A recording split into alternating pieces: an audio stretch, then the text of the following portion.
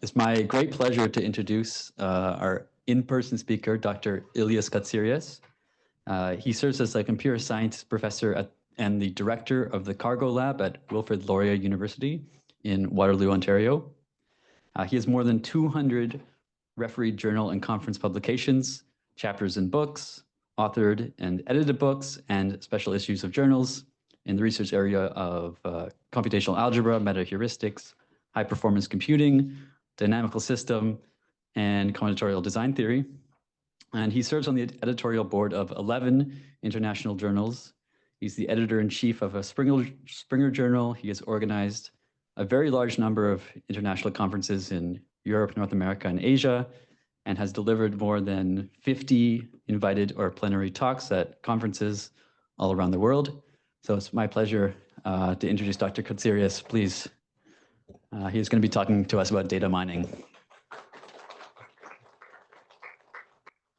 Thank you, Curtis, for this nice introduction. Now I'm really curious what the speaker has to say myself. It's very nice to be here. Thank you for the invitation. Yeah, let's dive right into it. What is data mining? Data mining is a discipline that came about maybe 10 or 15 years ago that sort of supplements, if you like, the discipline, the more traditional, well-known discipline of database, okay? But if we have databases, why do we need data mining? There are some fundamental differences between database and data mining that I will get to in a minute. So this is, if you like, one of the take-home messages of today's presentation. Data mining is a different discipline from database, and you should be able to know what the differences are, okay? So what is data mining and why do we need data mining? We need data mining because companies in the last 10, 15 years, companies, organizations, and so on, they started to collect data, and from this data, they want to extract patterns or to answer questions. And it turns out that the traditional database approach using SQL, the structured query language, is not able to extract these patterns. That's the first fundamental difference between database and data mining. Data mining allows you to find patterns that you cannot find with the traditional database approach. So the SQL, with SQL queries, okay? That's why we need data mining. That's why data mining emerged as a separate discipline, which also has the added benefit that it is very algorithmic. So there are tons of amazing algorithms developed in the realm of data mining. And I hope to show you at least two of them today, just to give you a flavor of data mining and then go from there. So I will skip some slides and get to the important parts. So what is data mining? We would say that it's the extraction of implicitly and previously unknown patterns, information from the data. Okay. Let me again also to situate data mining in the bigger process called KDD. So in database theory, we have this KDD process. KDD stands for knowledge discovery in database. This is a schematic, if you like, of this KDD process. You start with your data over here. You select some of your data, maybe some attributes or some columns, some rows, whatever it is. You end up with your target data. You apply some pre-processing, some transformation, and you end up in this part. You apply a data mining algorithm and end up with some conclusions, some data mining outcomes, and we will see what these are. So data mining is situated over here, if you like, in this hierarchical process of finding useful patterns in the data. So the origins of data mining can be traced here at the intersection of statistics, AI, machine learning, pattern recognition, and of course, always database systems. And there are two, so I want to give a first categorization of data mining methodologies. We have the prediction methods and the description methods. In the prediction methods, we find some variables in the data to predict unknown or future values for unknown instances of the data. And in the description methods, it's a different ball game. We're trying to find human interpretable patterns that describe the data. And again, these terms may sound a little bit vague for now. I totally get it, but I will try to make them very, very specific in today's talk. So this brings me to some of the basic data mining tasks that we need to be able to perform. And there are three of them in the predictive category: classification, regression, and deviation detection.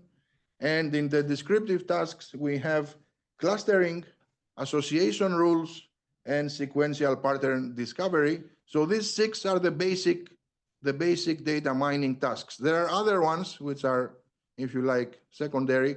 Those are the six basic ones. And today I want to discuss association rules and classification. So to give you one example of an algorithm for each one of those tasks with all the details, so that if you like, you can implement it if you had to. So let's start with classification. Let's do a classification example. So you have here some data. On the left, you have this table, the transaction ID. The first column is, of course, part of the metadata. You have three columns over here: refund, marital status, and taxable income. And you have this attribute over here, the so-called classification attribute, which is a binary attribute, yes or no. And this table tells you that this particular person got a refund in their taxes. They're single. The taxable income is 125K, and no, they didn't cheat on their taxes. Okay.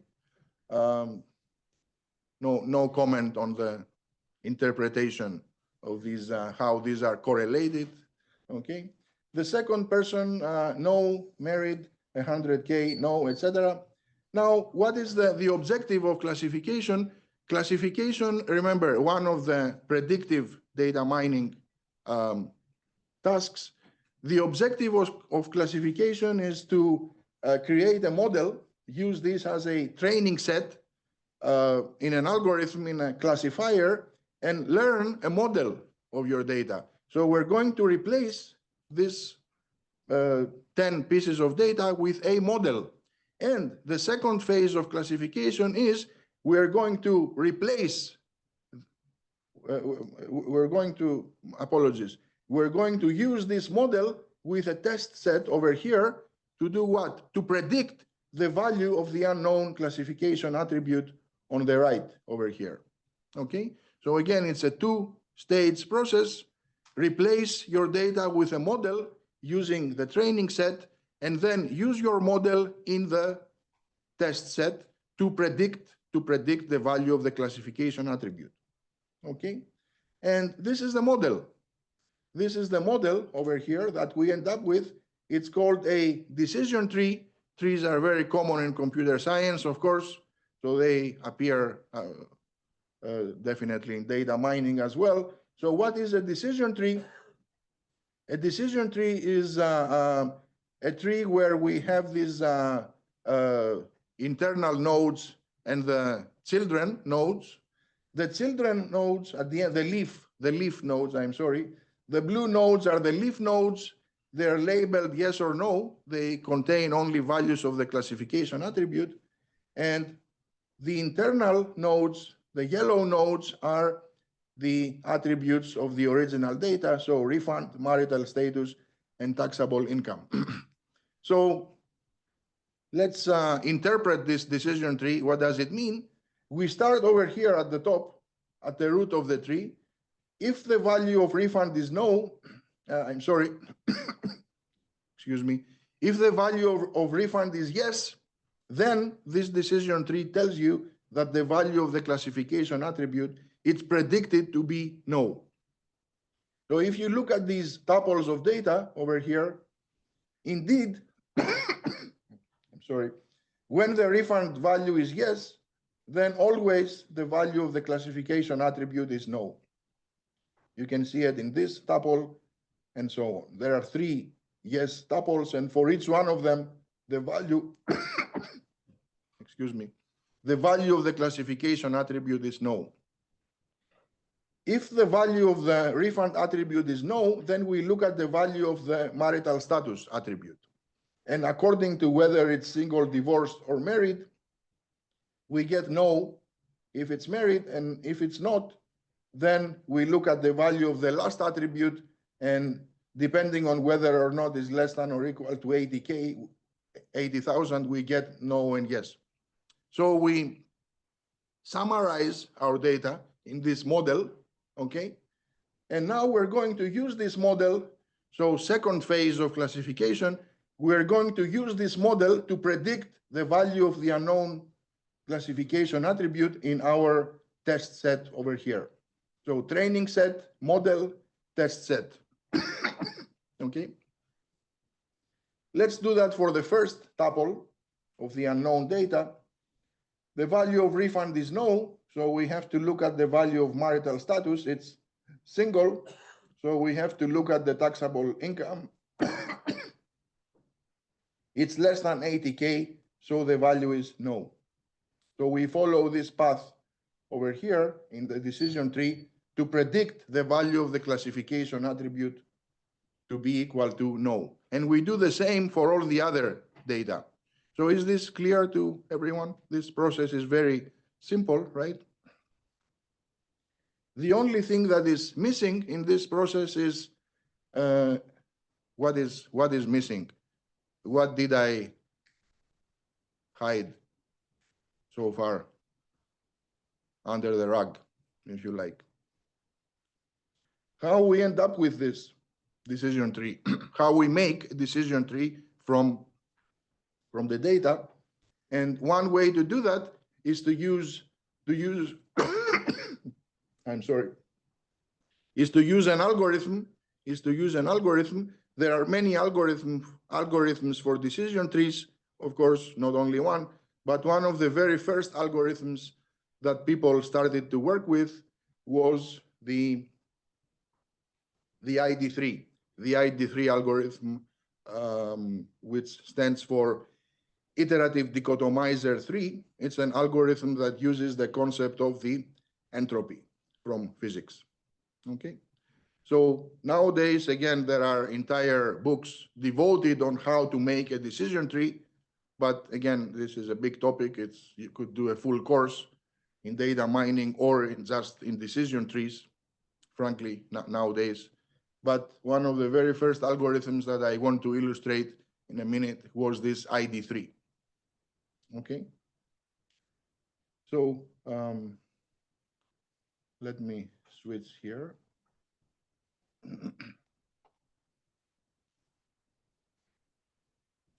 Into the ID3.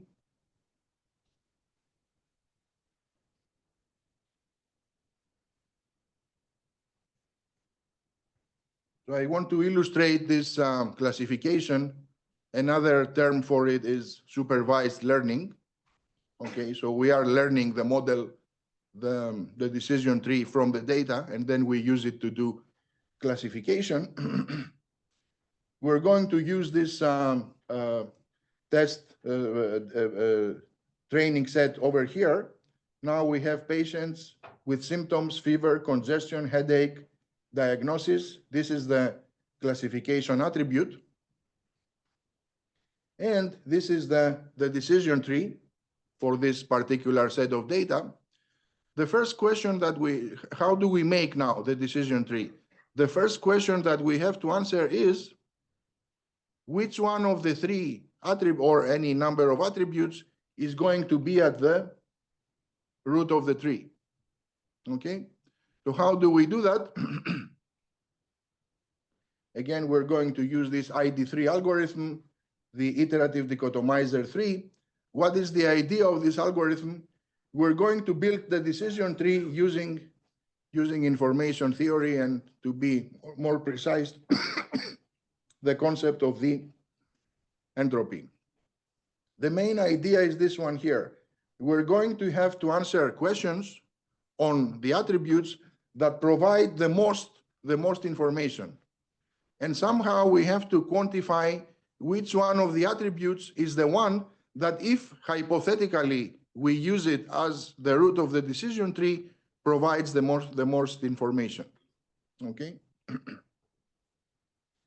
So the basic strategy of the ID3 algorithm is to choose a splitting attribute, splitting because we split the tuples according to the data, according to the values of this attribute. Choose the splitting attribute with the highest information gain first. And to quantify this term information gain, we have to use this idea of entropy. The formula for the entropy is this one here. It's the usual formula for physics. So if you have this P1, P2, Pn probabilities, so they must sum to 1, then the entropy is defined like this. It's the sum of the Pi log 1 over Pi, or minus the sum of Pi log Pi. Either formula will do just fine. So if we have an initial set, capital T, of training samples, tuples or data, then each one of them belongs to one of the k possible classes C1, C2, Ck that we will define. And for a subset S of tuples from T, we denote P, Ci, S, the number of samples of data in S that belong to class Ci. And of course, the sum of these values is equal to the number of elements in S. We use the gain criterion then to select which attribute will be a splitting attribute, which attribute will be at the root of the tree. ID3 is a recursive algorithm, chooses one attribute, does this gain criterion business, and then does that for all the attributes, decides which attribute will be the splitting one, and then proceeds recursively to the data without this attribute that we already chose to be the splitting attribute in the previous recursive step. Okay. So the entropy of the set S is computed by this formula. We partition, if the test on the splitting attribute has n outcomes, and maybe 2 binary attribute, 3 ternary attribute, if it's not a categorical attribute with finite set of values, then we use a splitting test like bigger than or equal to 80 that we used in the previous decision tree. So we split partition the X sets into subsets T1, T2, Tn. We compute these entropies, then we compute this weighted sum of these entropies, and the gain in information for partitioning T according to attribute X for every X attribute is this expression here. So the gain criterion, that's the whole conclusion of this slide. The gain criterion selects a splitting attribute X from the input attributes such that this quantity is maximized. Okay. So we're going to do an example just to, it's a lot easier when you see a fully worked out example. Suppose that we have these 14 tuples or so over here with 3 attributes and the classification attribute, which is a binary attribute with values class 1 and class 2, then the entropy of the starting set, this T, with this class over here classification attribute, is calculated like this. So HT, it's H of P1, P2. P1 is 9 over 14. Why is that? Well, because we have 9 class 1 tuples and 5 class 2 tuples. So P1 is 9 over 14, P2 is 5 over 14. You can use the log base 2 or some other base as long as you do it consistently throughout this calculation. So the entropy of T is HP1, P2. You substitute these probabilities, they must sum to 1, of course, into the formula, and you get 0.94. You get some value. So we computed the entropy of this set of data. And now we will use the first, the second, and the third attribute to compute the entropies of the partitioned set of tuples according to the values of these attributes, and to estimate the gain criterion to decide which one of the 3 attributes will be the root of the decision tree. Okay, so in attribute 1, we divide the initial set T into 3 subsets. Why is that? Because there are 3 values A, B, C. 5 tuples have A value, 4 tuples B value, 5 tuples C value. And we compute the entropies HT1, T2, T3, again using the same formula. Over here you see this 0. The entropy is 0. What does that mean? If we go back to here, we see that 1, 2, 3, 4 B instances, they all have class 1 value for the classification attribute. So this 0 is correct here. It's not some typo or some inconsistency, right? Then the H of attribute 1T is the sum of all of these things that we computed, and the gain of attribute 1 is H of T that we computed minus this quantity that we computed, 0.24. Okay? We do the same with attribute 3. I'm not gonna go through this again. It's the same calculation. We compute the gain of attribute 3 to be 0.04. So based on the gain criterion, the algorithm will select attribute 1 as a splitting attribute, and using we can do the same thing with attribute 2. Of course, we shouldn't forget attribute 2. When we do the same calculation, but now we have to use this numerical criterion on the values, because attribute 2 is not a categorical attribute. It doesn't have a few values. It has many different values.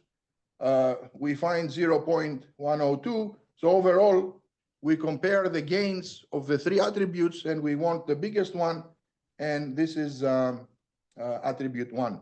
Therefore, this is what our decision tree will look like. The root node is attribute 1. There are 3 values, A, B, C. Okay. Each one of them gives rise to a set of tuples. Here they are, the 5 A tuples, the 4 B tuples, and the 5 C tuples. Notice that now we removed attribute 1 from the data, and now we do recursively the same thing. We apply this entropy calculation in this subtree, in this one, and in this one, and we keep going.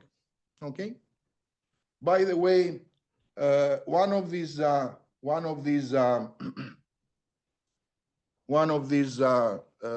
sub pieces of data is already a leaf node. And which one is that?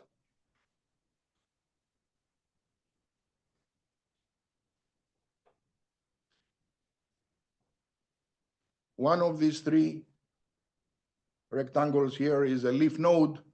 Yes, the second one, this is a leaf node, because all of the values of the classification attribute are equal. So there's nothing else to classify. It's all classified in there. But here we have intertwined values of class 1 and class 2, and the same over here. So we must do the recursion step once over here and once over here, while this is already a leaf node.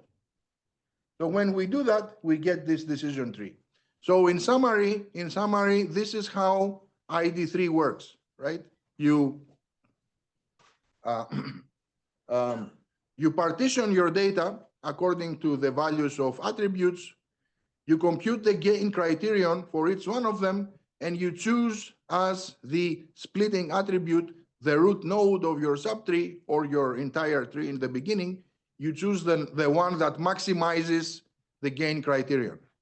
Okay, so that is the ID3 algorithm in all the details. And if you had to implement it, I think you have everything that you need to implement this algorithm. Okay. Any questions?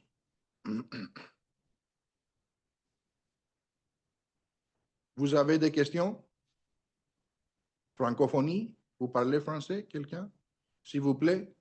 Merci. Bienvenue, monsieur. Okay, so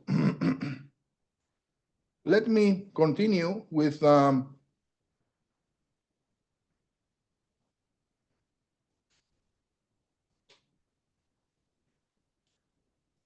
the second data mining task I wanted to mention, and also discuss an accompanying algorithm to do it, which is association rule. This is not predictive data mining. This is descriptive data mining. So the second of the major categories, one of the tasks there, if you remember, if you recall, was association rules. So what are they? Association rules show dependencies, relationships between data items. For example, if somebody purchases product A, they are likely to purchase product B. Okay? This is a good point to point out another difference between database and data mining. In database, if you recall, we have something called functional dependencies. Do you remember functional dependencies from your database courses? Okay, functional dependencies. Functional dependencies are used for normalization theory in relational databases. Without them, there wouldn't be any normalization in relational databases, so we wouldn't be able to build all these databases, relational databases that dominate the 99.999% of the market. Okay? So what is the difference between functional dependencies and association rules? It looks like these two concepts are the same, right? But then why do they have different names? Are they the same, or there is a difference? What do you think?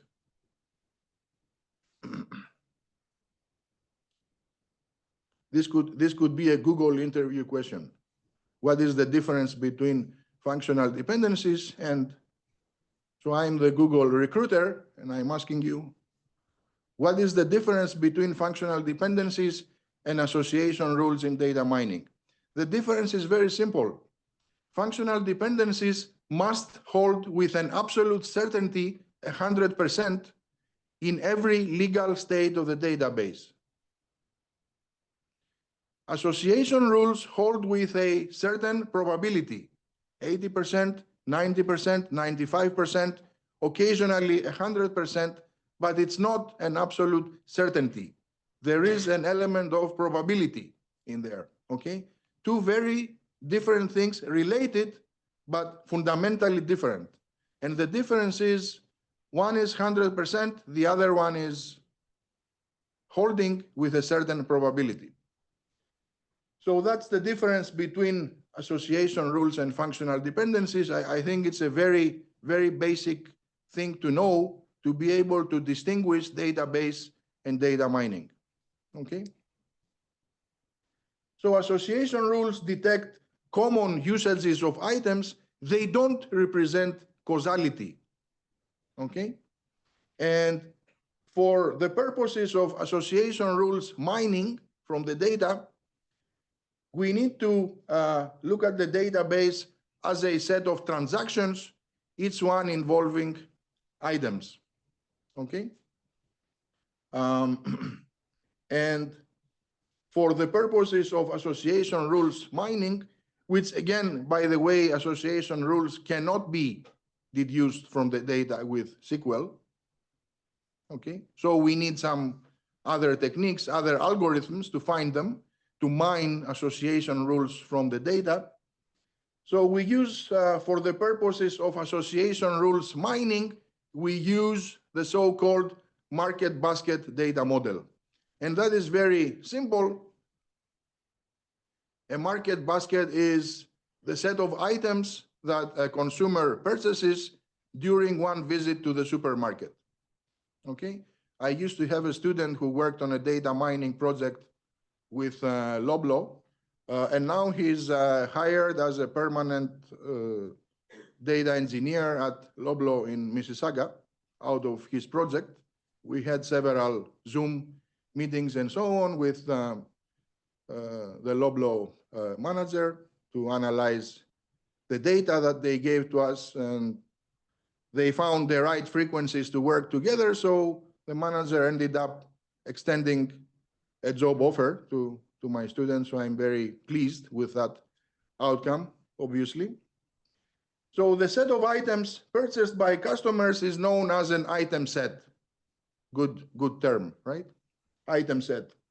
And an association rule, AR, is of the form X implies Y, where X is a set of items, X1, X2, Xn, and Y is another set of items, Y1, Y2, Ym. Okay, N and M can or can be equal, but in general, they can be different. So we also use this notation. An association rule is given as the left-hand side, LHS, implies the right-hand side. This is useful for the algorithm analysis. And it means that if the customer buys X, so items on the left, they are likely means with a certain probability to buy the items on the right-hand side, the Y items. The item set of an association rule is the union on the left and the right items.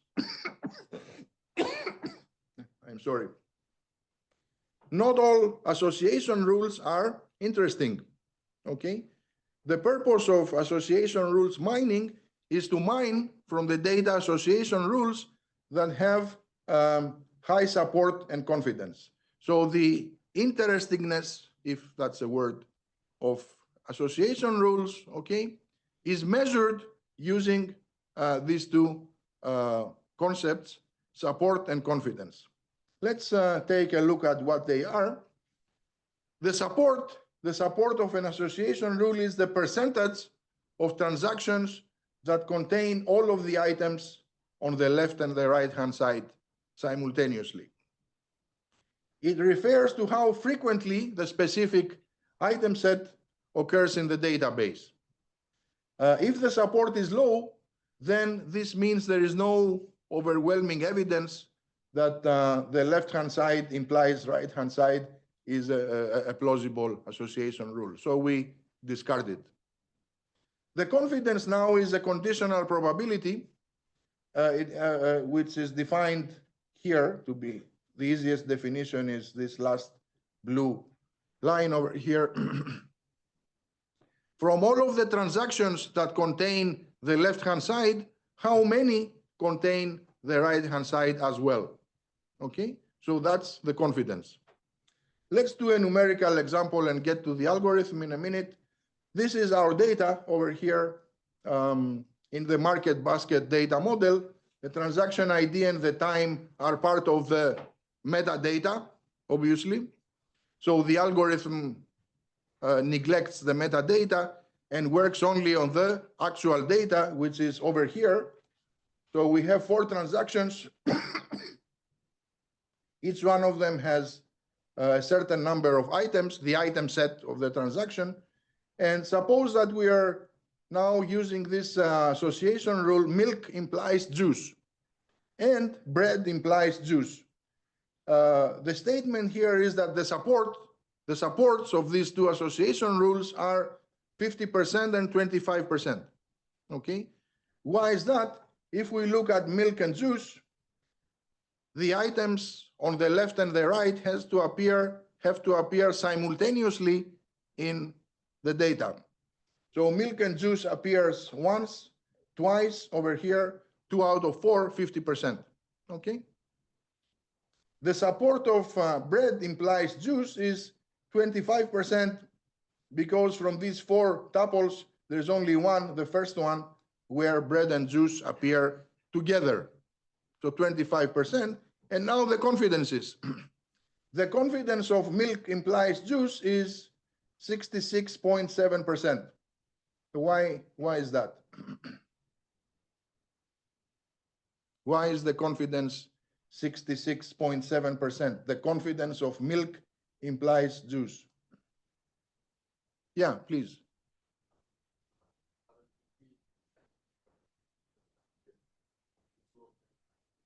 Yes, absolutely. So 2 out of 3, 66.7%.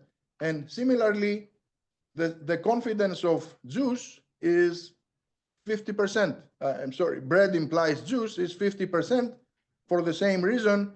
From the 2 transactions that contain bread, only one contains juice. Conditional probability. Okay, so 1 out of 2, 50%. The goal of mining association rules is to find association rules in the data automatically, algorithmically, of course, that exceed some user-specified support and confidence thresholds. So we, for example, postulate that we are going to generate association rules with confidence or support bigger than 90%, for example. So these 2 parameters are part of the input of most algorithms that generate association rules. Once again, this cannot be found with SQL. And I want to describe an algorithm, again, one of the very first algorithms to generate association rules. I want to describe it now, and pointing out that there are very many other algorithms with a lot more efficient and so on. This was one of the very first ones. It uses a general 2-step computational scheme to generate association rules. Here is the first phase of this scheme. We're going to generate all item sets that have a support exceeding the given threshold. Let's say we're going to generate all item sets of any length, 1, 2, 3, 4, it doesn't matter, whose support exceeds 70%. That's phase number 1. And those that have this property, they are called large or frequent item sets. Okay? Second, we're going to generate rules, association rules for each large item set. And to do that, this is done over here. For any large item set and Y a subset of this X, we set Z to be X minus Y. And if the support of X divided by the support of Z is bigger than the minimum confidence, then Z implies Y is a valid association rule in the sense that it has confidence that is bigger than the minimum confidence. Okay? So these are the 2 phases.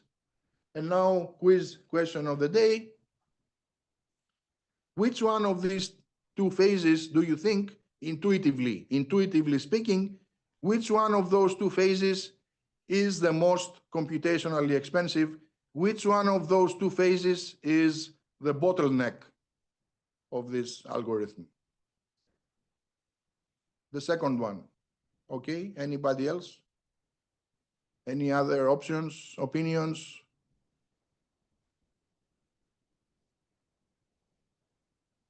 The first or the second?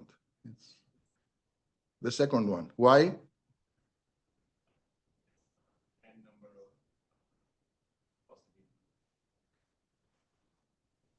Okay.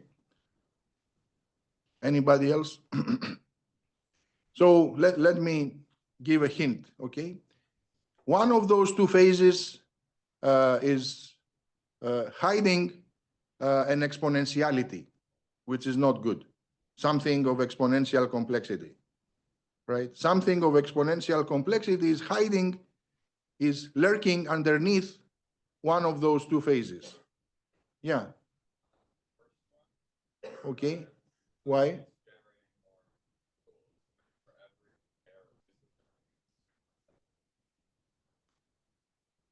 It's not only pair, it's triples, quadruples. Remember, the item set, the large item set can have any number of elements. It's not only one or two or three, it's however many. So we have two contradicting opinions, and I have to serve as the arbiter here, okay? Arbitration, once, twice, solved. It's the first one. It's the first one because, so discovering large item sets is hard, computationally hard. Why is that?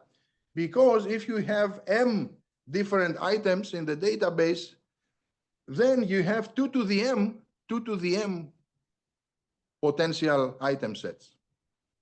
Okay, why is that? Because you have item sets of length 1, item sets of length 2, up to m. And if you sum up all of these from the binomial theorem, you get 2 to the m. Okay, so 2 to the m is the exponentiality I was telling you about. We have an exponential number of sets to check.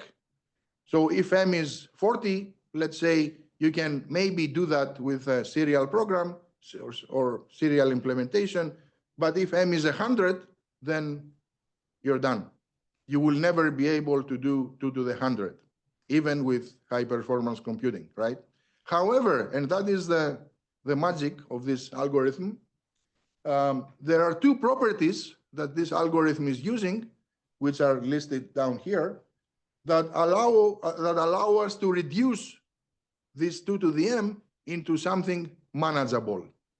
Amazing algorithm, okay? It works in the presence of a potentially an exponential number of item sets. So the first property is called downward closure. What does it mean? It means that a subset of a large item set must also be large. Therefore, subsets, and this is because a subset of a large item set also exceeds the minimum support. It's not too hard to see, to convince yourself. Therefore, if we have a large item set, then every subset is also large without computation. So we can make this conclusion without computing anything. That's one thing, downward closure, and then anti-monotonicity. Anti-monotonicity is the opposite or dual property, if you like. A superset of a small item set is also small. Small means it's not large, i.e., the support is smaller than the minimum support, okay? So that means the following: if we have a small item set, then we can say that every superset is also small without computing anything, no computation, again. So using these two properties, we can reduce this huge space of 2 to the m and do the first phase of this algorithm, and then proceed with the second phase, which is more or less easy, or easier anyway, and find the actual association rules. So the name of this algorithm is the a priori algorithm. It was the first algorithm in the literature to generate association rules, and it uses this two-step scheme plus the two properties of downward closure and anti-monotonicity. Okay?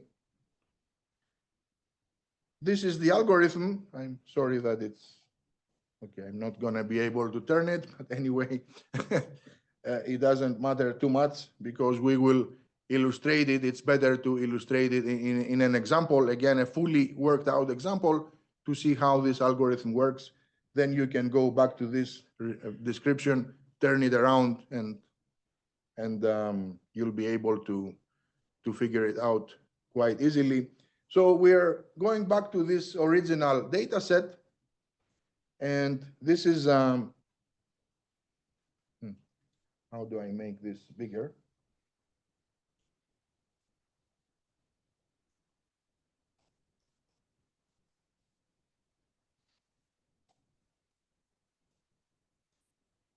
Is this going to work? No. Is this visible or not? Not really. No. Okay, I'm sorry about that. So we will run the a priori algorithm with a minimum support of 0.5, m equals 4 transactions, and n equals 6 item sets. 6 items. There are 6 different items in the database. So this algorithm is an iterative algorithm. C1 is the set of candidate one item sets. And that means the candidate item sets of length 1. There are only 6 of them. Here they are: milk, bread, juice, cookies, eggs, and coffee. So we put them in C1. We compute the minimum supports over here. The supports. 0.75 for milk, 0.5 for bread, etc. And we keep into L1 only those that exceed the minimum support. And there is only 4 of them: milk, bread, juice, and cookies. Eggs and coffee, the minimum support is less than 0.5, so we get rid of them. So this is L1. L1 is the list of 1 item sets, large 1 item sets. Large because they satisfy the inequality. The support is bigger than the minimum support. And now we're going to do a repeat until loop, which does the following. We're going to extend frequent item sets, okay, from the list of L1 into potential candidate 2 item sets, large 2 item sets with 2 elements. So C2 is over here: milk and bread, milk and juice. We take all the 2 by 2 combinations. We compute the supports. Here they are, and we keep in L2 only MJ and BC, bread and cookies. All the other ones have minimum support less than 0.5, so we end up with L2. Note that in making this C2, we also used implicitly anti-monotonicity. Why? Because we did not consider, for instance, M and E, milk and eggs, to be in C2. Why is that? Because we know that E is small. Therefore, from anti-monotonicity, M, E is also small without computing anything. Therefore, we don't even think of putting this ME or any other 2 item combination into C2. Okay? This is how we prune a lot of these candidate 2 item sets. And the second iteration, same story. We're going to extend large 2 item sets. So those 2 that we have in L2, we're going to extend them into the list L3 of large 3 item sets, large item sets containing 3 items. And it turns out that we cannot do that, so L3 is empty. Part of the reason why is that if you look at this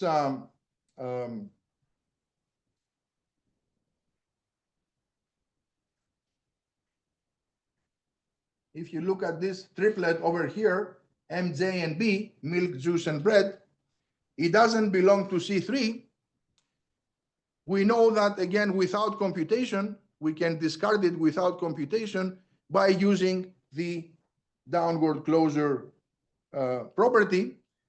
If this was a large item set of length 3, then every subset must also be large from the downward closure. But we know that M comma B, for instance, this subset is not in L2. Therefore, we can discard MJB from C3 automatically without computation. So therefore L3 is empty, and therefore we have to conclude the algorithm finishes, and this is the output of the first phase. L1 is this one, L2 is this one, and now for every element in L2, there is not that many, only 2 of them. You have to perform the second phase and get it over with and find the association rules, okay? So that's my example for this a priori. Now you can go back to the description of the algorithm, and it makes a lot more sense. I would like to finish with a couple more things in general, given that time is of the essence.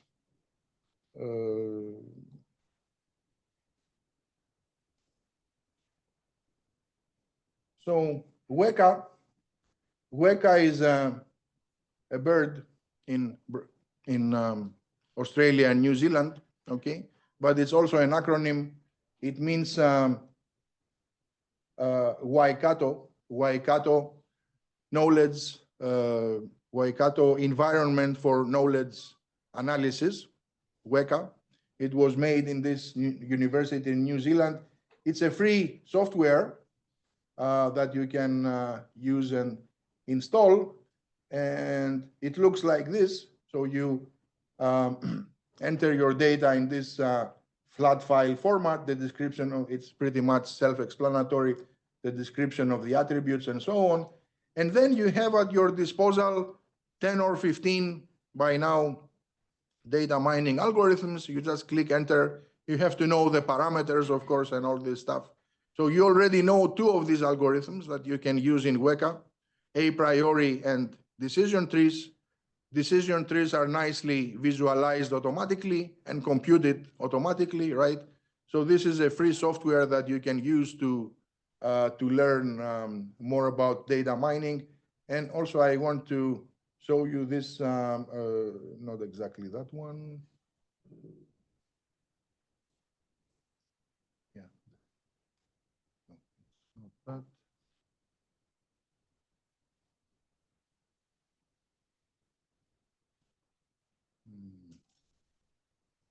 Yeah, I want to show you this book, The Top 10 Algorithms in Data Mining, by these 2 authors, Wu and Kumar. It's a very good book to, give you a summary of data mining algorithms. And if you look at the contents, here they are. PageRank is also listed as one of them. Expectation minimization, you already know a priori. And you already know this C45, which is another acronym for ID3. So you already know 2 of the 10.